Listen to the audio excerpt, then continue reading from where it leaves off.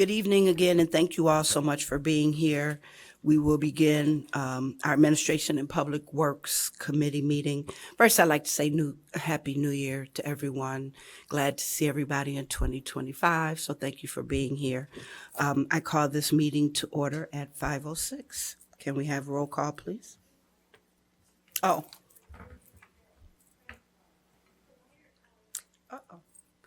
Councilmember Burns, Councilmember Reed, Councilmember Kelly, Councilmember Harris, Present. Councilmember Newsma. Here. We have a quorum. We have a quorum. Thank you so much. So we have no one attending virtually at this time, so we don't have the need to go through approval. I'm seeking motion on approval of the minutes from the December 9th, 2024 meeting. I'll move approval of the minutes. Second. It has been moved and seconded. Are there any questions? Nope. No? Okay. All those in favor? Aye. Aye. There's no opposition, so those have passed for December 9th. We will move into public comment, and we have two people that signed up in person, and it does not seem as if we have anybody who signed up online, correct? All right. I would like to call Marty Kelvis. Am I saying that right? Klefs? Say your last name for me. Clubs. Close Klefs. enough. All right. That's Thank great. you. Thank you. Good evening. My name's Marty Clubs, and I want to thank everyone for the opportunity to speak tonight. I'm an Evanston resident in Ward 4 and a volunteer board member with the Citizens Utility Board, or CUB as it's known for short. CUB is a nonprofit, nonpartisan watchdog group for utility customers. CUB supports the Healthy Buildings Ordinance. We believe it's vital to begin planning for the long-term transition to cleaner, cheaper forms of heat. This transition won't Recording in progress. This transition won't happen overnight, but the Healthy Buildings Ordinance is a good first step for Evanston. By focusing on our largest buildings, we will get more bang for our buck in terms of greenhouse gas emissions. We all know heat is a necessity. We need it to survive in the long Illinois winters, but gas heat is unsustainably expensive and it threatens the health of our cities. If you want any proof of the unsustainability of gas, look no further than the gas utility that serves Evanston, Nicor. Just this month, Nicor proposed raising rates by $309 million, what would be the largest gas hike in Illinois history. This is Nicor's fifth rate hike request in less than a decade.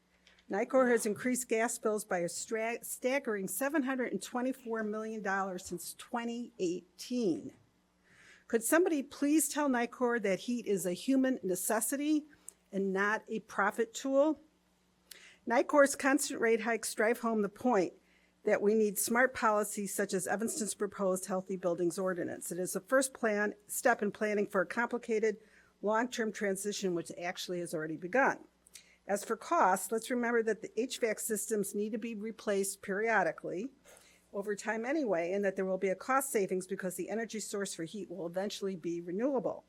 More people and businesses are choosing electrification, but we have to plan and make sure our most vulnerable neighbors aren't left behind in the transition. Local communities have an opportunity to help in this planning. I'm encouraged that Evanston is taking this opportunity by considering the ordinance. We need to stop pouring resources into costly and unhealthy gas systems that threatens to become obsolete before we are done for paying for it. Evanston's proposed ordinance would be a strong first step forward for the sake of heating costs, our health, and our climate. Thank you. Thank you so much. Next, I have Paula Scholes.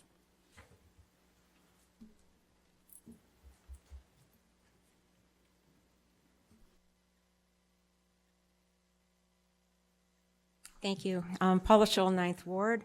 I chair the Building Electrification Working Group, which has been working with the sustainability staff on the Healthy Buildings Ordinance and other feasible approaches to building decarbonization. And I will, as Marty will be, also making comments at the full City Council meeting.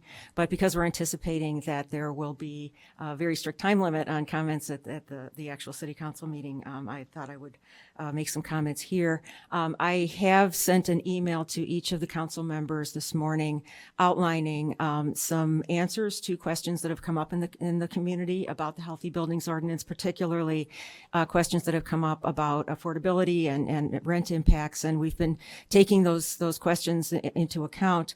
The Healthy Buildings Ordinance will be supported by a $10.4 million Department of Energy grant, and it needs to be passed without delay in its current form in order to make sure that we get those grant funds.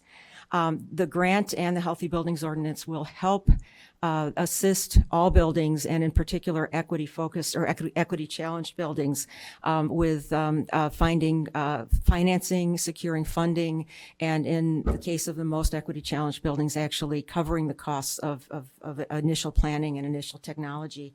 And it will also support the setup of an accountability board that will be doing the detailed rulemaking with an equity focus. So we're really hoping that the council considers all of these features and benefits that the DOE grant will offer us.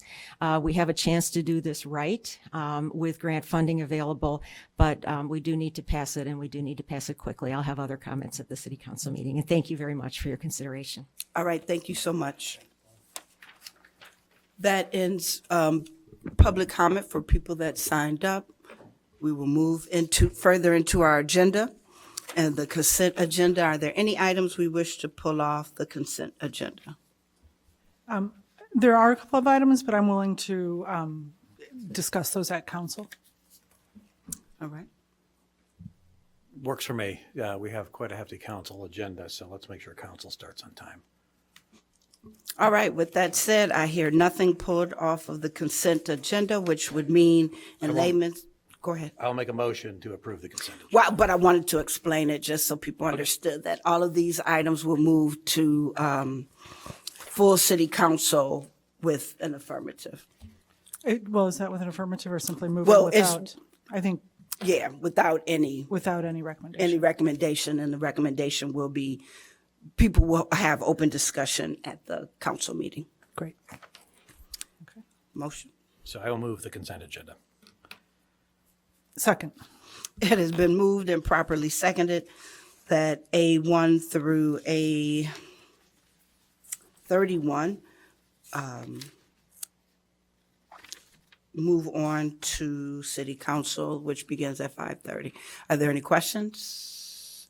Seeing none, let's do roll call. It's 3 people. Councilmember Kelly, Aye. Councilmember Harris, Aye. Councilmember Newsma, Aye. Okay, so our consent agenda will move forward to our city council, which begins at 6:30. 5:30? Yes. It would have been 6:30 if we kept going. So 5:30, I call this meeting adjourned at 5:15. Thank you.